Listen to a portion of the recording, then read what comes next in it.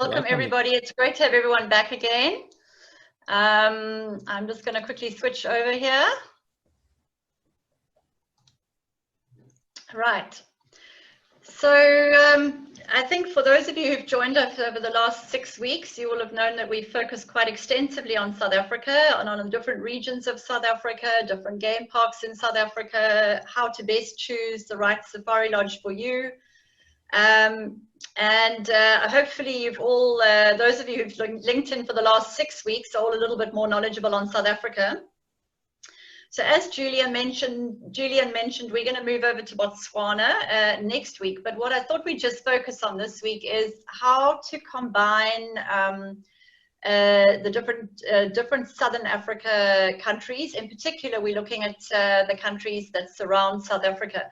So looking at this map, you can see that it's quite easy to combine South Africa with Namibia, Botswana, Zimbabwe, and Mozambique, as well as Zambia, in fact. But instead of, I think all of that would have been a bit too much to focus on in one session. So what I'm going to just show you today is how to combine Cape Town with Kruger National Park, which fits into this little section in the northeast of South Africa. From there, we're going to fly up to Victoria Falls, and then I'm going to show you how to combine it with Botswana. So this is a very easy combinable trip, easily in sort of a 2-week itinerary. So focusing for example, today we're going to look at doing 3 nights in Cape Town, then flying up to Kruger for 3 nights, then going up to Victoria Falls for 3 nights, and finally ending off in Chobe for 3 nights. Very easy, very easily combinable in a 12-night itinerary. So we will start off in Cape Town. So if you're flying in, I'm just going to use Singapore Airlines now as an example, because I know we have quite a large audience in Singapore, but that flight would arrive in Cape Town in the mornings. Now I know that we've already discussed Cape Town in quite a bit of detail in the last couple of weeks, so I'm not going to spend too long discussing all the ins and outs of Cape Town and the many, many things to do in Cape Town. I think the one thing that I just wanted to focus on today is, and as we have mentioned before, is definitely an absolute minimum night stay in Cape Town is 3 nights, and this is really what I would call sort of your absolute essential Cape Town, really doing it in the shortest amount of time that you can. This would look something like arriving in the morning and being transferred through to your hotel, and then doing an afternoon tour of Table Mountain. So going up in the cable car up Table Mountain to the top of Table Mountain. You would then spend an hour or even 2 hours up on the top of the mountain. There are beautiful walks that you can do up on the top of the mountain with the most incredible views right over the city. And then you would come back down again on the cable car, and then either do a drive around, if you'll see here, drive around Lion's Head and Signal Hill back to the hotel, or just go straight back. So that would be your first sort of afternoon. The next day, and these are again the absolute must-sees in Cape Town, would probably be a full-day peninsula tour. Those of you who've been on the webinar for the last 6 weeks, we've discussed this also in quite a bit of detail, so I don't want to repeat too much for people who have been on, but this is definitely a full-day trip and would include Chapman's Peak Drive, Cape Point, the Penguins at Boulders, going back potentially time-wise either through the Constantia Valley or Kirstenbosch Botanical Gardens. And then your following day would either be a day relaxing in the V&A waterfront, potentially going to some of the beaches, going through the city centre, visiting some of the more cultural sites in the city centre. So that would, some people may want to go to Robben Island. We can do a helicopter flip to Robben Island, or we could go across on the ferry. Or alternatively, if that is your last day, we could look at doing a day trip out to the winelands.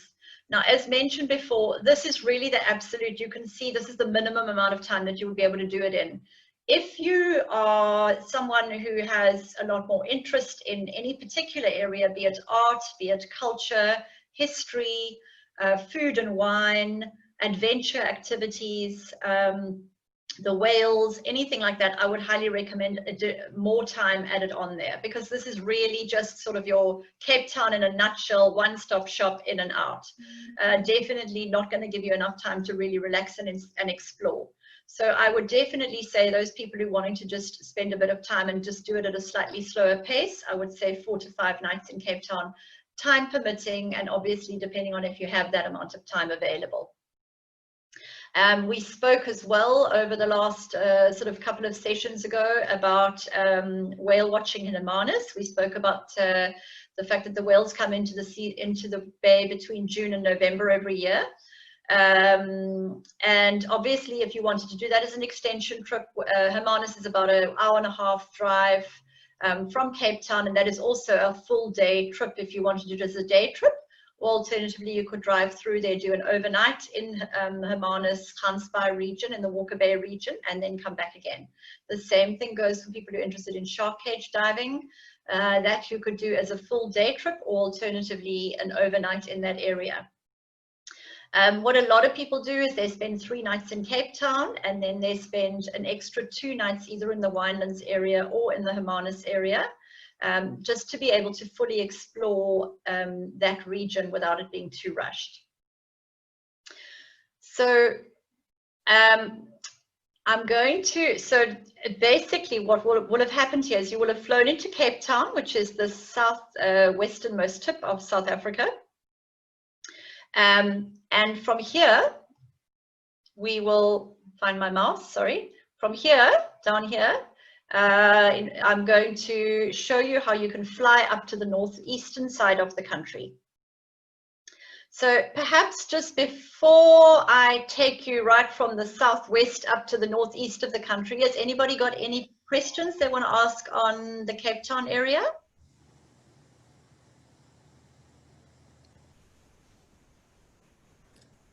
I guess our friends are warming up at this moment, Nicki. Okay, that's yes. Absolutely fine. I know we have covered a lot about Cape Town, so I think a lot of those questions have already come out. Yeah, but All certainly right. we have quite a number of new friends with us here today also, you know. Yeah, so just in case if they have some questions that's coming in, we'll just wait maybe 15 seconds for them. Yeah. All right, so, that's absolutely yeah, fine. So folks, if you are interested to fly into Cape Town from Asia, for example, or mainly from Singapore, you basically have to fly Singapore Airlines. I think that's the best route, and is of course you know, one of the best airlines in the world. Everyone knows that. So you will fly 10.5 hours into Johannesburg. Okay, Johannesburg, you'll stop over for 1 hour before flying another 2.5 hours from Johannesburg down to Cape Town. Okay, so that is quite a good journey, and you will have a good rest, because what happened is Singapore Airlines will take off from Singapore at 1:30 a.m. in the morning, and you will actually arrive in Cape Town at 9:30 morning, South African time. Okay, that's right. All right. Yeah. Which is great, because it does give you the rest of the day in Cape Town, whether you just want to relax, have a bit of a rest, or just sort of wander around and explore, but it does give you the rest of the afternoon, which is great. That's right. Okay. So, all right, if so we don't have any questions, let's move on. That's fine. So moving on, it is a 2.5-hour flight from Cape Town up to Kruger. Now, we discussed before, there are 3 different airports which give you access into the southern region of Kruger. The one is Kruger Mpumalanga Airport. Then you have Skakuza Airport, and then you have Hoedspruit Airport. All 3 of those airports have a direct flight from Cape Town into those 3 airports. It's about a 2.5-hour flight up here, so very easily accessible. And then from there, we either do a road transfer into the lodge, or we do what we call a lodge hop, which is a small plane. It could be a 6-seater, 10-seater, depending on the number of people on the day, and you do a lodge hop into the lodge. And this would be your access point then into your first Big 5 experience.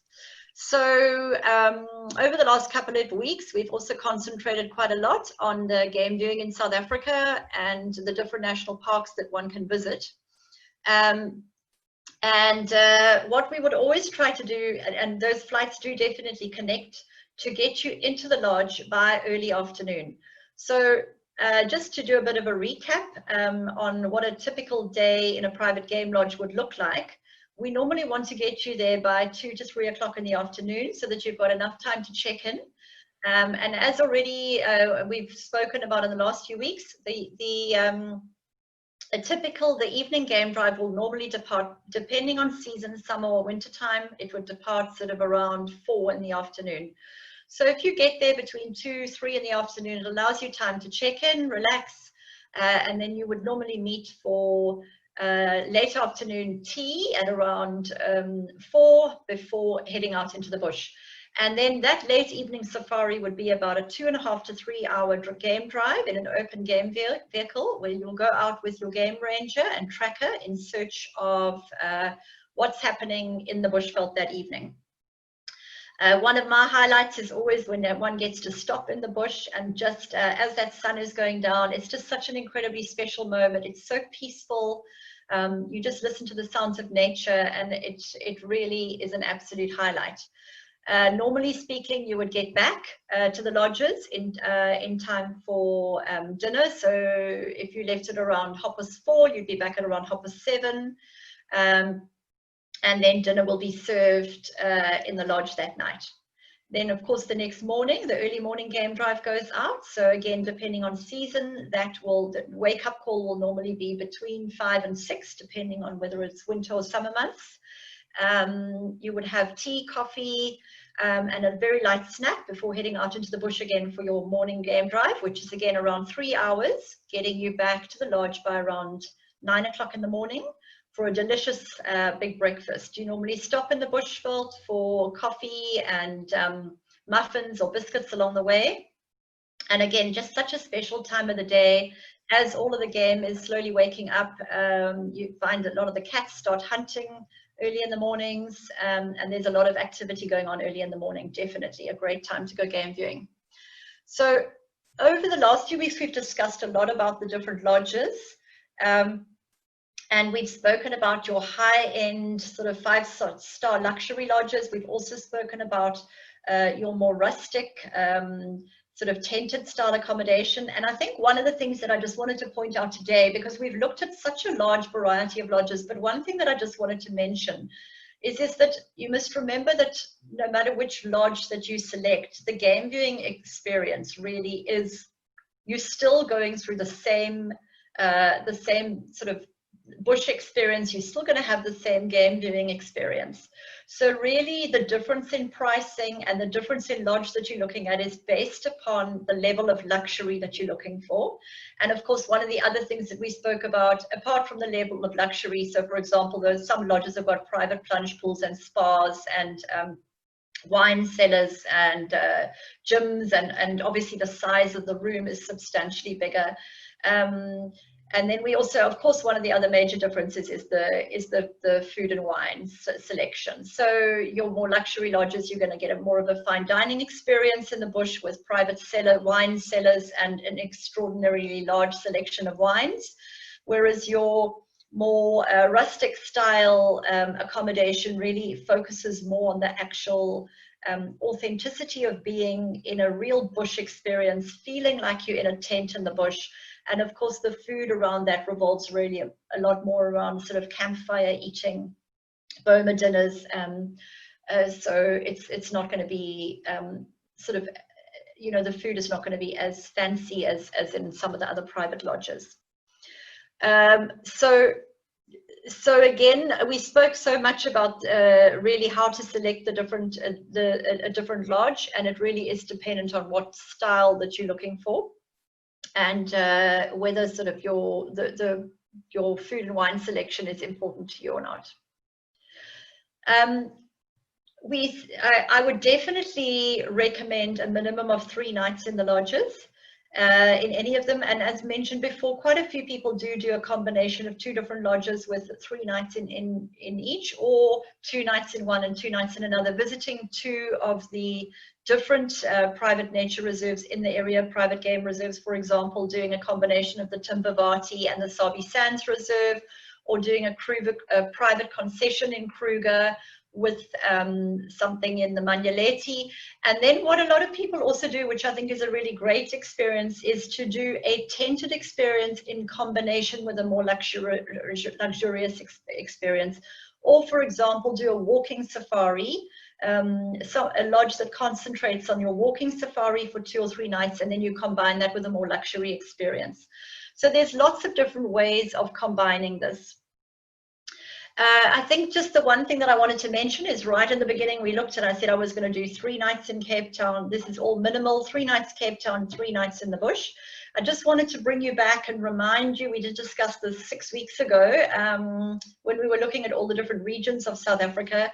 Just not to forget that if you do have that little bit of extra time, this region around the different national parks, around the different private game reserves is called Mpumalanga, or we call it the panorama route. And this is the area where the high veld drops down into the low veld, giving rise to the most spectacular landscapes. Beautiful river gorges, canyons, the most magnificent waterfalls, incredibly, such a huge number of waterfalls in the area.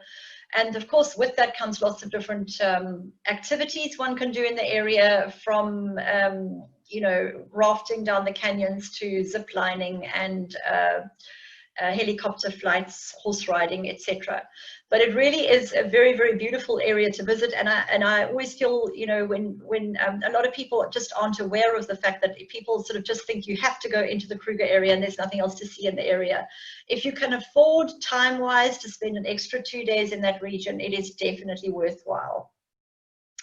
Julian, anything you'd like to add to that, or any questions before I move on to Victoria Falls? Okay, we don't have any questions coming in from the audience today. Wow, everyone is quite quiet today, huh? I'm sure you will pick up later on during the session. Yeah, but I just like to remind the photographers in us, okay, especially those seeking out landscape photography, this area is a must do, okay? Yeah, you must really spend 2 to 3 days over here. And yeah, once you are there, I like going there during like the months of June or July, you know, where you get the nice blue sky, you know, and then you have lesser people around, and just take your time with your photography, you know. Yeah, so this is really one of the most beautiful place in South Africa that you must visit. You have to put it into your list. Okay, yeah, thank you, Nicki. Okay, sure, not a problem. Okay, so from here, we've now flown from Cape Town. We've flown up to Kruger National Park, which is up here. So there's a direct flight from the southern area of Kruger. It's called Kruger Mpumalanga Airport, or Nelspruit Airport. There's a direct flight which flies you straight up into Victoria Falls, in fact, into Livingstone. Which is just right up in the east. So you can see here on this map, I just wanted to put this in to show you that Victoria Falls lies in the northeastern corner of Zimbabwe. So it's right up against this border over here. And the country of Zambia and Zimbabwe, in fact, the border is the Zambezi River. So on the Zambian side of the border is the little town called Livingstone, and on the Zimbabwe side of the border is the little town called Victoria Falls. Very few people probably know about Livingstone because everybody just calls it Victoria Falls, obviously because of the falls themselves. But really, the border lies on the bridge, and the river just divides not only the falls, but those 2 countries in half.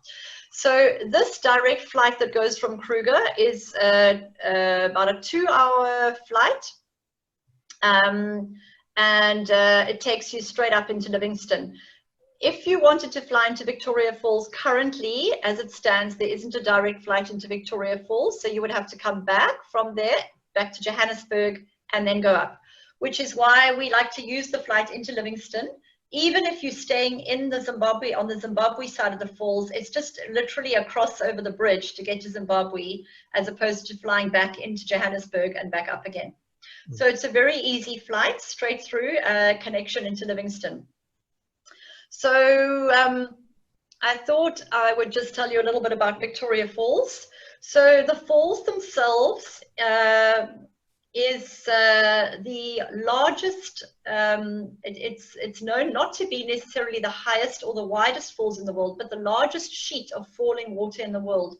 So when the falls are in full flood, this is about 1,700 meters across, all the way across the falls, and the drop is about 108 meters down. So all of that water comes down from the Angolan highlands, and obviously we have our rainy season, or this area has its rainy season in the summer months.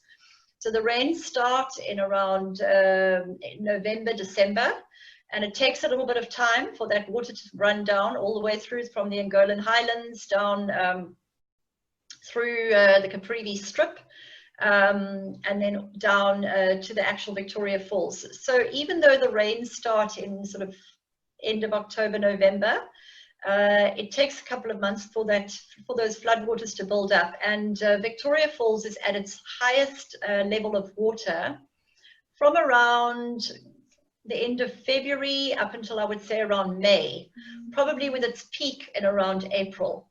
So that will be where the most amount of water is coming over the falls. At flood time, during its peak, if you're wanting to go and visit the falls, it's really, they call it the people call it the Musiotonia, which actually means the smoke that thunders. Because when you are walking through that area, you can, if you look at this picture here, you can just in this top left-hand corner, you can see the rainforest in this area. And obviously just from that condensation from the falls, you've landed up with these thick rainforests. If you visit during peak season, it's really misty. You actually need to carry, we recommend carrying an umbrella, and you will be given almost a raincoat. Otherwise you are going to get wet. There's a lot of spray. There's a lot of spray coming off that water. So if you travel during, obviously, as I said to you, sort of February, March, April, the water's coming down. There's a lot of water coming over that falls. From around May, from around June, the water level slowly starts dropping. And the lowest water level coming over the falls would be sort of between September and around December. Is the lowest water level. During that time, on the Zambian side of the Victoria Falls, obviously the width of the falls all the way along here, the width of the falls slowly narrows, and there's not a lot of water coming over the Zambian section of the falls, so it would be better to see the falls from the Zimbabwe side of the falls. But one can certainly visit Victoria Falls from both the Zambian side and the Zimbabwe side of the falls. With beautiful viewpoints, many viewpoints all the way along here. So a typical a trip to the falls, you can go and visit the falls on your own with no problem at all. A lot of people do a guided tour of the falls, and that guided tour of the Victoria Falls will take around 2.5 hours to do a guided tour with a guide. And obviously he will speak more about the geology of the area, the history of the area, and obviously take you to and all the different viewpoints. So apart from just being really spectacular from a scenic perspective, Victoria Falls is also known to be the adventure capital of Southern Africa, the adventure capital of Southern Africa. And there are many things to do in the area. Definitely. For those people looking for high adrenaline sports, this is the place to be. So just to cover some of those, the bungee jumping here down on the bottom left-hand corner, is one of those things. If you're a high adrenaline type of person, then you definitely want to be bungee jumping over the Victoria Falls. And then canoeing, you can go out on a canoe safari with a guide.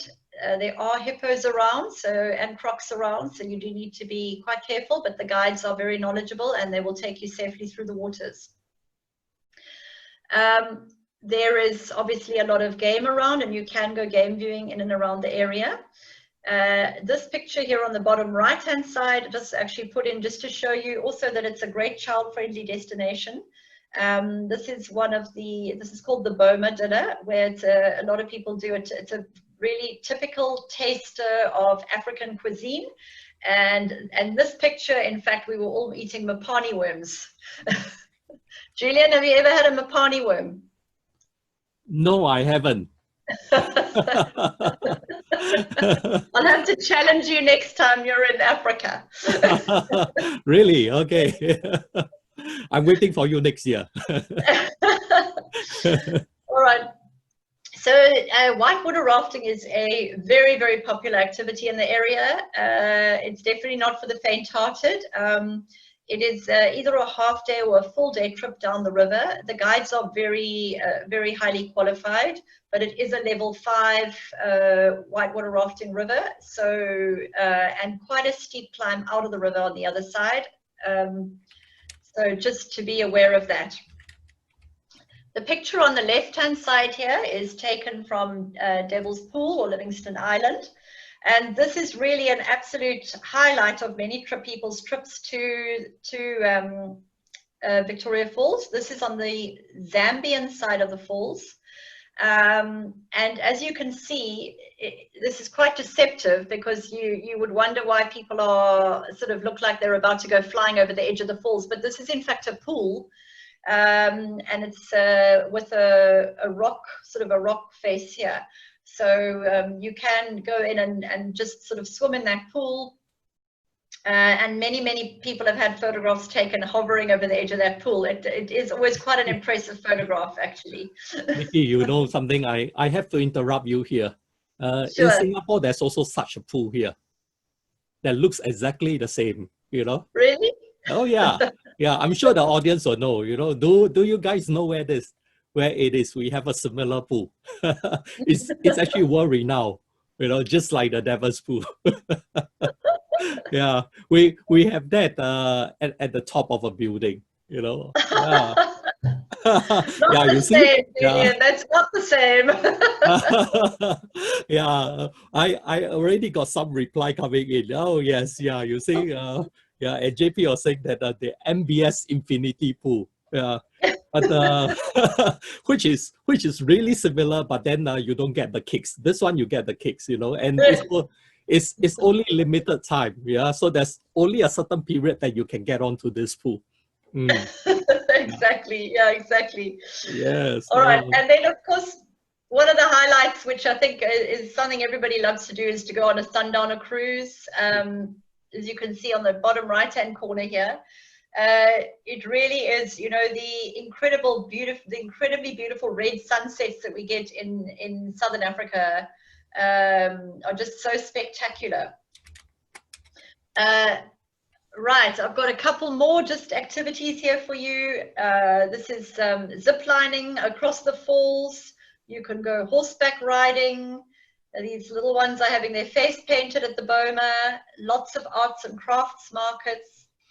So just coming back to, on the original, right in the beginning, I was talking about spending 3 nights in Victoria Falls. Again, I would say 2 to 3 nights is the perfect amount of time in this area.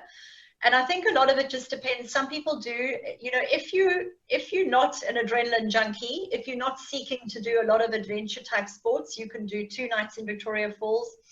I would say what most people, the 2 things probably that you would have to include would obviously be a tour of the falls, which you would want to, which is sort of a half-day activity, and then of course the sundowner cruise. So sundowner cruise generally leaves at around 3:30, 4 o'clock in the afternoon, depending again on the season that you're traveling in, and you would spend around 2.5 to 3 hours doing the sundowner cruise.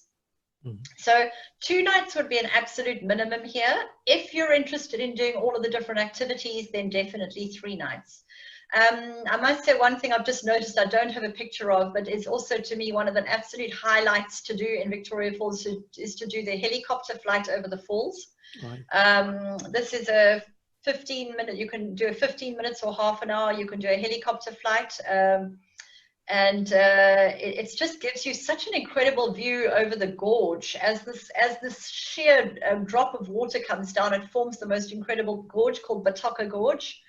And you really, if you're up in the air, you really get to see actually a bird's eye view of what's really happening and how this sheet of water is forming the gorge traveling down, which is really, really quite spectacular. Right, any questions on the falls? Nicki, can I just interrupt you here? And then when you talk about the helicopter rides, I also have a personal recommendation, which is the micro light, you know, yes. Which is the light aircraft with just you and the pilot, you know, and it's open aircraft.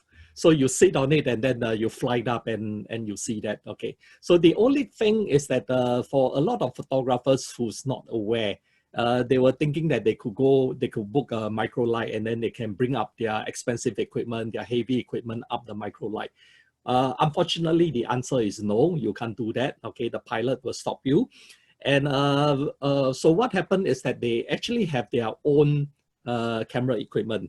Okay, so they'll take some shots for you, and then they will go up with a GoPro on a selfie stick, and then they will take you on the plane, for example. Okay, but you are not actually able to operate that yourself.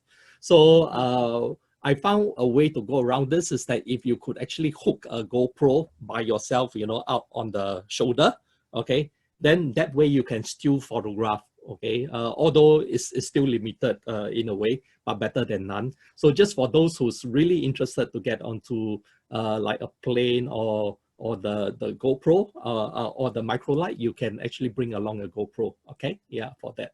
So we have some questions that come in, and Ian was asking and say that he heard that Devil's Pool is always filled with water. Is that right? No. So it is during certain seasons only that you can go to Devil's Pool. Mm-hmm. Yep. Well, as a commercial trip, okay. So you know that they will only take you there during certain seasons. Yeah, only when there's very little water, and then you don't get the currents, right? Or else you'll be swept right off. Yeah. That's right. So during high water, they won't. It's just not safe to take people there. And obviously, safety is always, you know, first thing to take care of. So it needs to be safe. So when the current is too strong and the water's too high, then no, you can't go across. Right. Yes. So yeah, that's why my dear Uncle Kumar was saying that the Singapore pool is nothing compared to Devil's. You know, so must really go there and try it out, which I totally agree. You know, it's really out of the world. It's one of the world's best nature pools in that sense. So Margaret was also asking, okay, if let's say if your guests can't swim, are there actually other activities that they can do, yes, or will the activities be limited? You know. No, you know, I mean, we have a lot of people who, we have a lot of guests who go to Victoria Falls who aren't necessarily just interested in the high energy sort of water sport type of activities. And there's certainly many other things to do. Victoria Falls just in itself, you know, even if you just, you know, you can go on game drives, you can go and do some wonderful cultural activities, and certainly, I mean, it's just beautiful you can go and have high tea at the Victoria Falls Hotel. Just actually being at the falls is just lovely. It's not necessary that you have to sort of be doing all of the adrenaline stuff. Yeah, or can take a cruise on the river. Yeah, the cruise is fantastic. I mean, the cruise is just so beautiful, and you definitely don't need to know how to swim to be on the cruise. Yes. Yeah. So Stella was asking, are there any suggested time to take the helicopter? In terms of time of the day? Are you Yeah, meaning time maybe of the day or time of the Stella is year? referring to that. Yeah. So, Time of or the yeah, day? maybe you can answer both time of the day and time of the year. Okay, look, I think I think you know, time of the year, obviously, as I mentioned earlier, if you're going during, you know, very high water, Mm, then there is quite a lot of spray that comes up over the falls. mm, But so, you know, you wanting to go when it's not, almost when it's not absolutely peak high water, but when it's also not when it's too low. mm, So, you know, you probably anytime from sort of, you know, anytime May, you know, mm, April, yeah, May, June mm, is a beautiful time to go, right up to September, October, actually, really lovely time. right. And I guess from the time of the day, that's, yeah, I don't think it really matters. You know, I'm guessing from a photography perspective, Julian, I'm not sure, you could probably, you know, when would be the best time from the lighting Right. if Yeah. you're doing a helicopter flip? Mm. Um, I think it just depends on the haze, etc. That's, you know, Yeah, I think that's happening. also depends on the weather conditions because sometimes they may not fly due to the Of wind. course.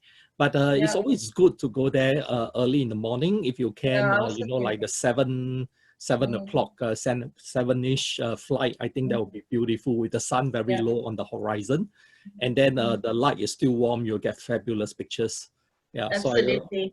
yes. And in fact, just another tip is, you know, to go and go and walk in the rainforest early in the mornings and watch the sun come up over the Victoria Falls. It's just such an incredible and unique experience. Mm-hmm. So I've been there over sunrise and over sunset, and it's just incredible watching that sun rising up through over the falls and through the, you know, through the rainforest. It's very beautiful, Yes. very beautiful. Yeah, and not forgetting that for those who love fishing, the Zambezi River is a great place to catch the tiger fish. You know, it's a catch and release thing. So basically, once you fight it for a couple of hours, it's a very strong fish. I think the last one that I fought was 3 hours.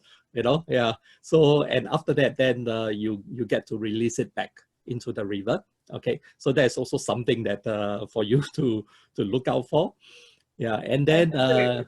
yes, the thing is that yeah, okay, we have the next question also coming in from Naiji asking, may I know the estimated altitude of the helicopter flight? Is it very high up? Gosh, It's not really, yeah. no, Yeah, no. yeah. It's No, just it's actually. not high up at all. Mm. I would struggle. I can certainly come back to you on that. I would struggle to be able to tell you exactly how many meters up, but no, it is not. It's not very high up at all. Yeah, No. it's at a good height for you to look at Yes, the it is. expanse of the fall. Yeah, and Yeah, then to get some pictures at the same time. Yeah, so yeah. that's actually the pilots are very experienced and they are just doing all this flight day in day out. You know, so they'll always get into the best positions for this.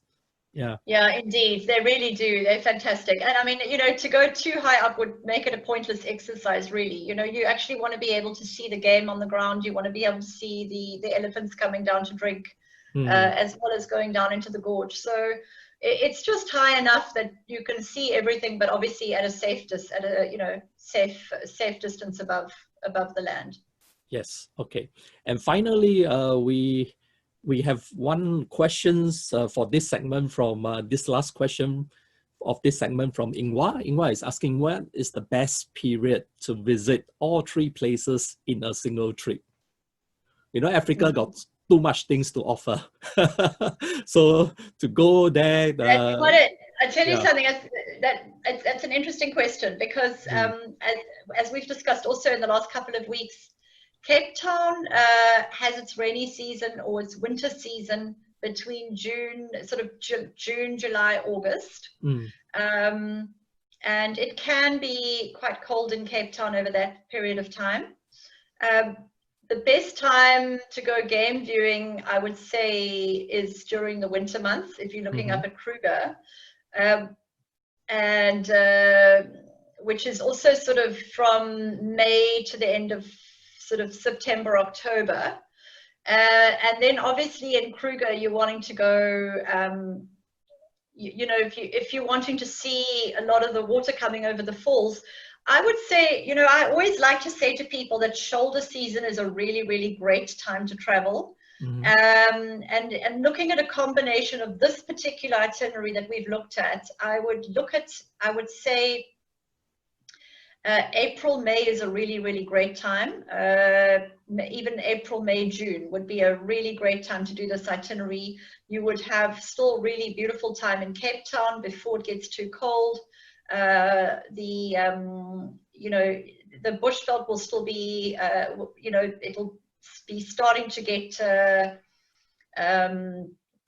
drier in the bush, so you'll start, the animals will all start moving around a lot, and it's a really great time to be up in Victoria Falls. So anytime, I would say this particular itinerary, probably anytime from April to June is a really beautiful time to travel. You know something, Nicki? You have just let everyone into a little secret of mine. You know, except for this year, every year I'm in Africa in May. For this obvious reason that you have actually told everyone. Yeah. So if you are thinking of going there and having the best of all the worlds that you have basically been looking out for, I think May is a wonderful time to go. Yeah. So normally April, May, I'm there. Sometimes in June and July, you know, but the usual period, May is like a definite month. Yeah. It's also a great time, Julian, because it's off-peak season. So from a price perspective, you're sitting in sort of low season to sort of shoulder season in many of the properties. So you're going to get better rates. And also, it's not a very busy time to travel. So you don't have the crowds of people that you're going to face in December, January, for example, in Cape Town. So it really is, and in July and August in Kruger. So it's a really, really great time to travel, as you mentioned. Right. Okay. Yeah. Thank you, Nicki, for that insight. Okay. Before we move on, let's take this question from Brenda first. It's a very important question, and she's asking, when is it particularly humid? Okay, because several clients have difficulty with humidity. You know, where it gets very humid. Yeah. Right. So in the Victoria Falls, I'm assuming Brenda's talking about up in the Victoria Falls region at the moment. It is, the rainy season is, as I mentioned, sort of December, January, February. October can be quite hot before the rains come. December, January can be quite hot and humid. I would say that would be the most humid time of the year to travel. Okay. Yeah. We hope that answer your question, Brenda. Yeah. So then you can actually better advise your clients too at the same time. Okay. Absolutely. All right, Nicki, we should move on. Yeah. So we'll take questions later. All right, great. Okay. So I wanted to just show you, looking at this map on the top left-hand side of the screen here, you can clearly see where Victoria Falls is, and there's Livingstone, right? So we spoke about flying into Livingstone. You can then stay either on the Livingstone side of the falls or on the Victoria Falls side of the falls, as we suggested, for 2 to 3 nights.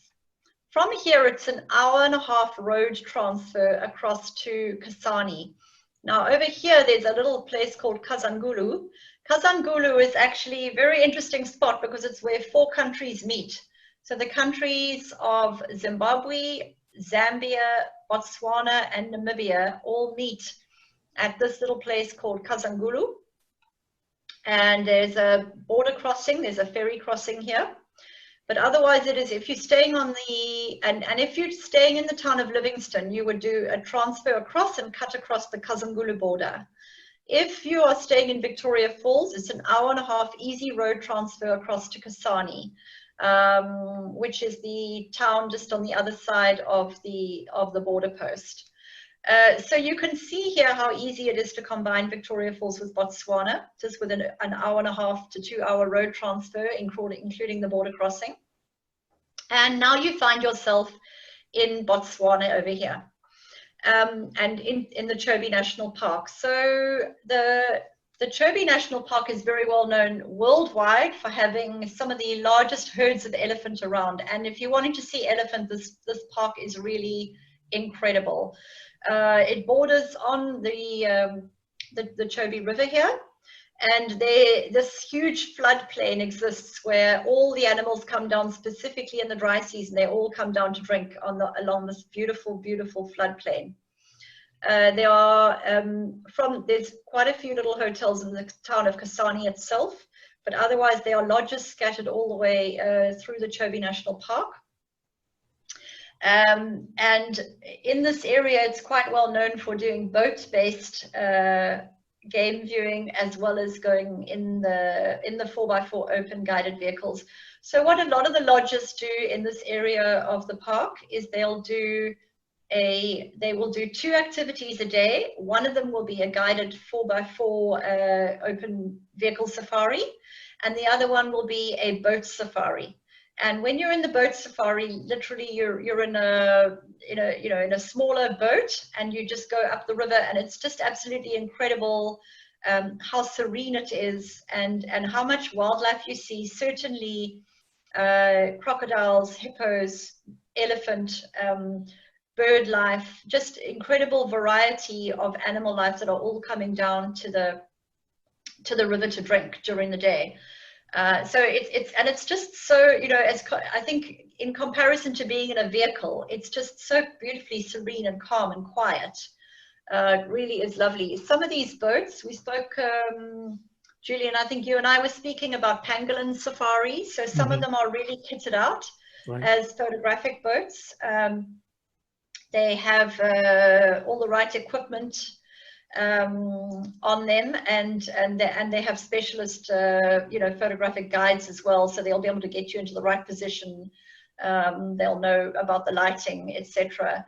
So that is really great for those photographers amongst you. And in fact, a couple of them, the Pangolin Chobe Hotel has really now specialized in this area, and they have beautiful photographic rooms where they'll help you with editing and etc. Right. So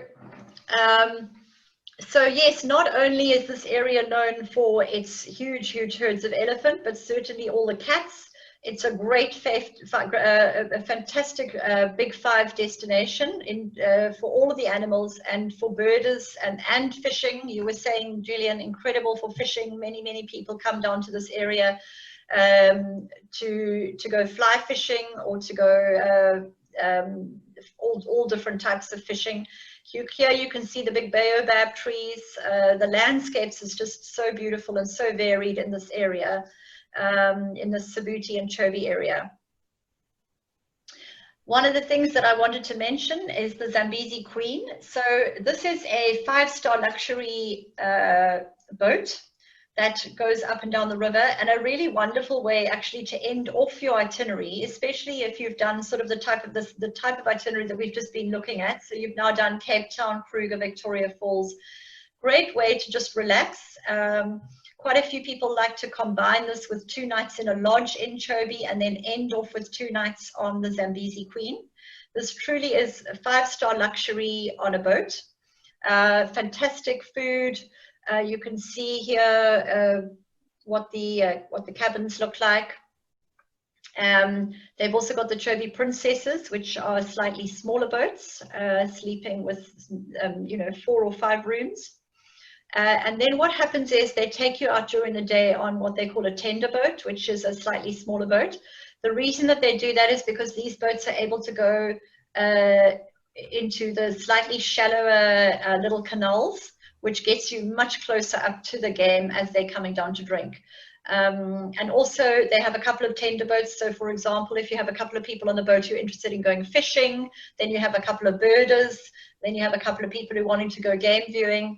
Everyone will get on their separate vehicles, and then you'll have photographers, for example. They won't put them all on the same boat. They'll put them all on separate tender boats, which is really great because it gives them the opportunity to specialize in what they really are interested in doing. So, I mean, I know from past experience, for example, you can't put birders with somebody who's, only interested in looking for the Big Five.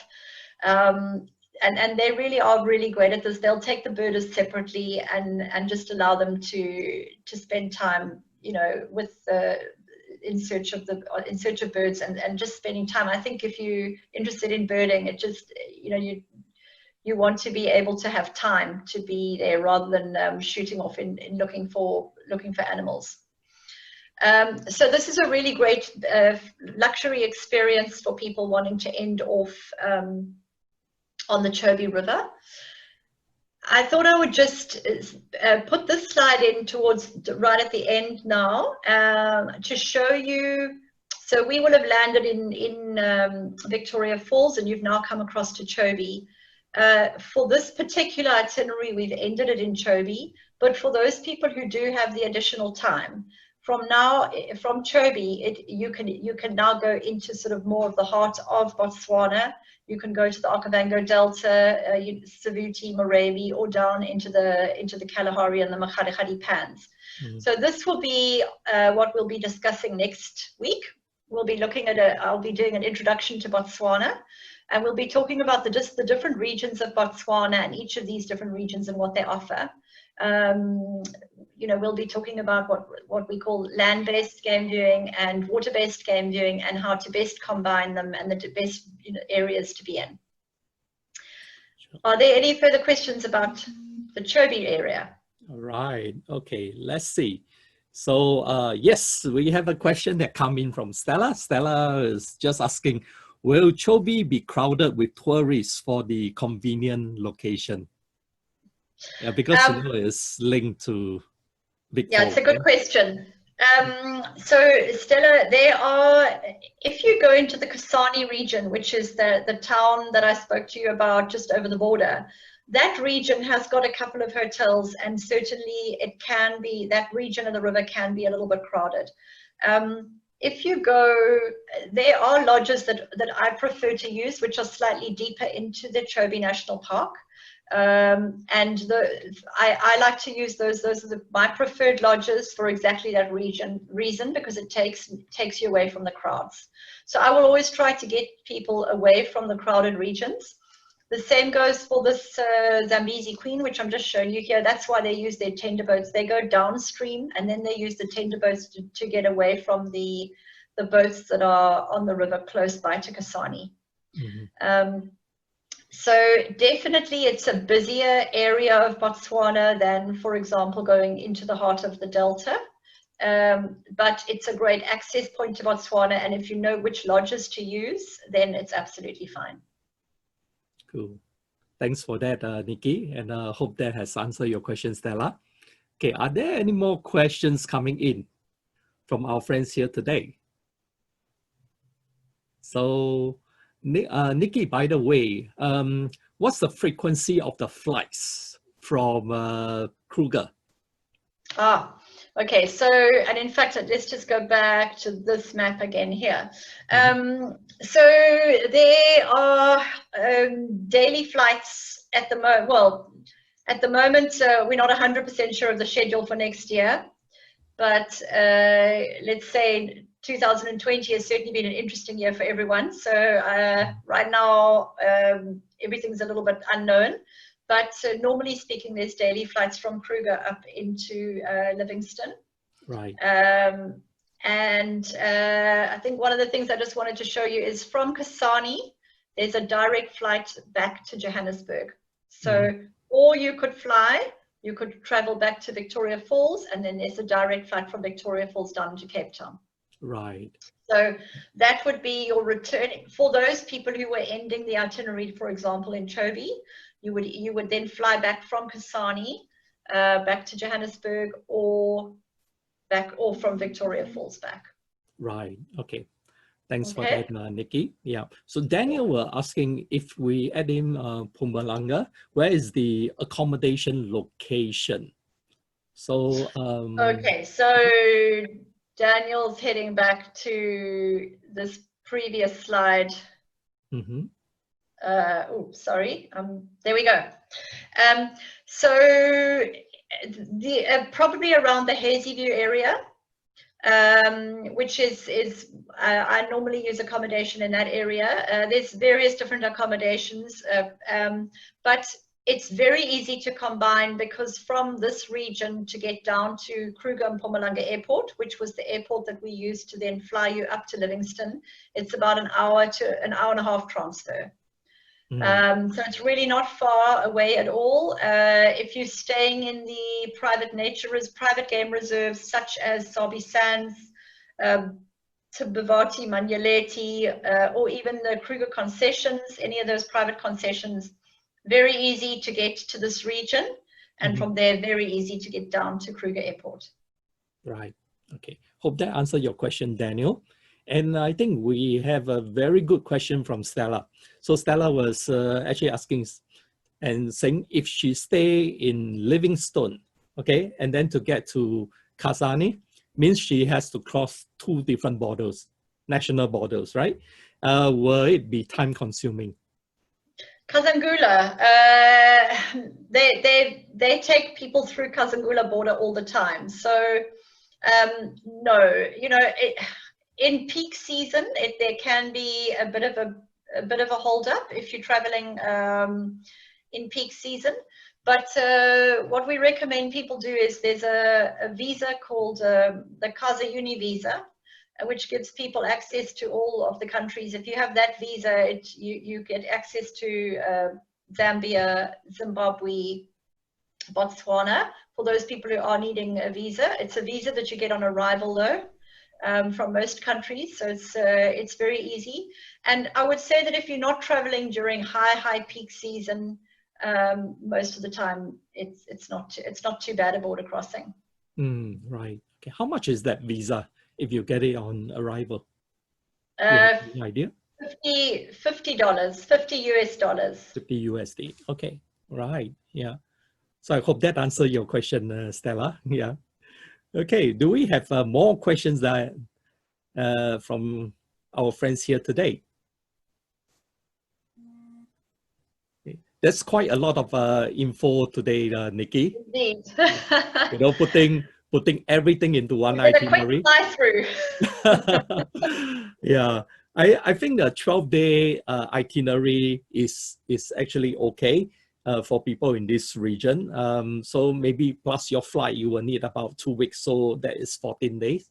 Yeah, but then that gives you a very, very good insight into Africa, different parts of Africa, different nature, and you can see the wildlife, you know, and it's really a very fantastic itinerary, which is something that we strongly recommend everyone to do this at least once in your life. Yeah, okay. Indeed. Do we have more questions? Any more questions coming in? Yeah, we'll just give everyone another 30 seconds. If not, we are actually just right on time, 1 hour mark. Yeah, okay. Good, we're getting better, hey Julian. Yeah, and taking all the questions at the same time. Yeah, so it's always a challenge to try to keep it within 1 hour, but we just want everyone to stay motivated with the session, you know. Okay, yeah, I don't think we get any more questions, so I would just like to thank everyone for this session once again. Thanks for all your kind support that you have always been supporting us.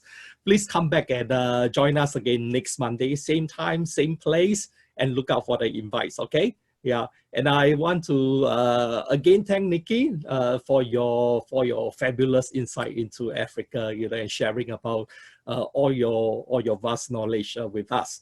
Okay, so thank you guys, and we'll see you again. Okay, next week. Yeah, thank you. Bye bye.